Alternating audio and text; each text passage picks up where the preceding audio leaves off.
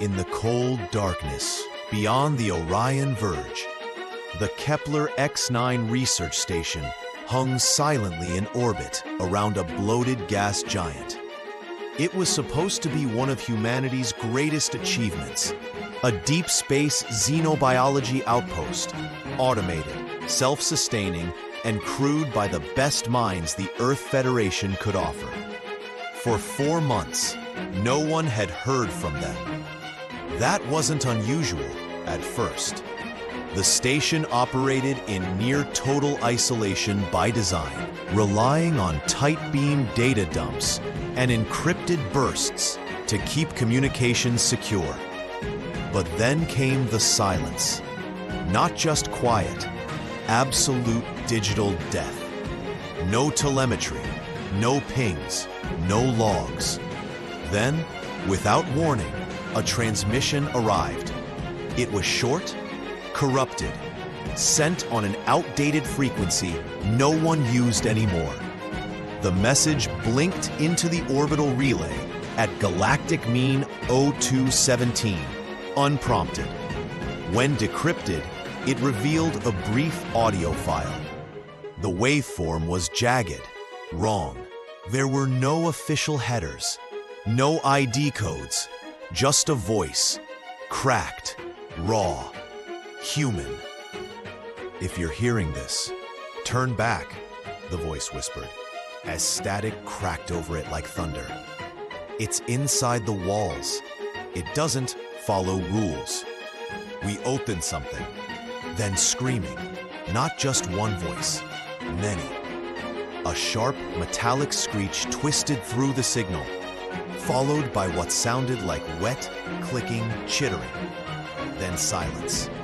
The message looped once more before the relay flagged it as corrupted and locked it under code black, possible xenocontamination. A week later, a salvage crew was dispatched. Small, quiet, not official. Their logs ended 17 hours after arrival. But before their signal died, one final fragment was transmitted. The station, it isn't empty.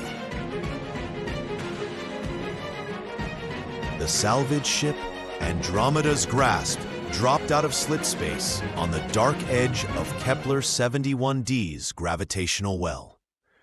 Captain Ren Varric sat silently in the cockpit, eyes locked on the massive silhouette of the research station hanging in orbit like a skeleton. "Visuals confirm orbital sync," said Ainsley, the ship's navigator. Her voice was calm, but the tremor beneath it betrayed unease. "Kepler-X9 is still there. No motion, no lights, no tugs, no drones. Dead in the water," muttered Varric. He leaned closer to the screen, tapping a worn knuckle on the display. "But look at that. See it? The station structure, a sprawling cross-like design with 4 long arms extending from a central command tower, had a subtle warp in the image. One of the arms, the East Biolab, looked partially crumpled, not from impact, but from within. "Explosive decompression?" asked Drago, the mission's engineer. "No," Ainsley said, zooming in. "The hull's folded outward, like something pushed from the inside." The ship grew quiet. Varric broke the silence. No crew response. No life signs. "We go in. Quick scan, grab the core logs, and out. We're not here to play heroes. Understood?" They all nodded. No one believed it would be simple. Not out here. The docking was manual. The station's automated systems ignored every handshake signal. The airlock was sealed, but not powered. They cut their way through with precision tools, depressurized the connecting chamber, and entered one by one. Varric was first. The inside smelled wrong.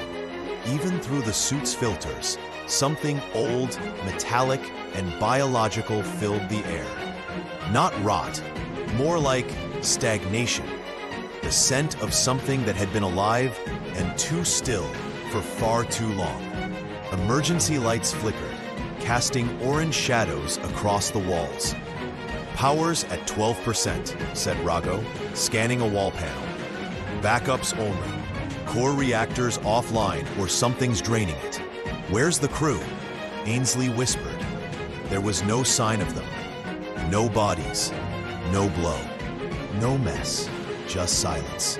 They made their way down the central corridor toward the command deck. The deeper they went, the more the station changed. On the third junction, Varric saw it, a patch of wall that looked melted. The alloy had run like wax, frozen mid-drip. Scorch marks radiated outward in perfect circular rings, like something had pulsed from the inside. What the hell? Rago whispered. They took samples, logged everything. But Varric noticed Ainsley had stopped responding on comms. He turned. She was gone. Not behind him. Not in the corridor. Just gone. No sound. No scream. 1 second she was there. The next, she wasn't. Varric and Rago searched. Called her name. Nothing. Their bioscanners showed only 2 signals. The third was gone. Wiped clean. Then far ahead in the dark hallway, they heard it. A single, wet clicking sound, like bone tap. The click echoed longer than it should have. Varric's breath caught in his throat as he swung his headlamp toward the sound. But the corridor beyond was still. Empty. As if the station itself were holding its breath. Don't move, he said to Rago. Switch to thermal. Their visors flickered. For a brief moment, Rago's scanner displayed a mass ahead. Something large, unmoving. It vanished a heartbeat later. Was that? It's gone, Varric cut in. Keep moving. Don't call out. Don't split. Ainsley's name pressed against his lips, but he didn't speak it. He remembered the way she vanished. Silent. Instant, as if space itself had swallowed her. Saying her name now might only give whatever took her a direction to aim. They reached the command deck after 15 more minutes of tense, breath-held walking. The curved glass dome that overlooked the gas giant was cracked with pressure fractures, but held. The control consoles were intact, though many were shattered. Like fists or claws had been driven into the displays. The captain's chair was turned away from them. Varric approached carefully. Dr. Samir Hollis? He called. No response. He reached out and slowly spun the chair. The man sitting in it was dead, long dead. His eyes were open, lips cracked, body mummified by the thin, dry air. But it wasn't the decay that stopped Varric cold. It was the face. Not horror, not panic, but a smile. A calm, unsettling smile that stretched wider than humanly possible. Skin split at the cheeks.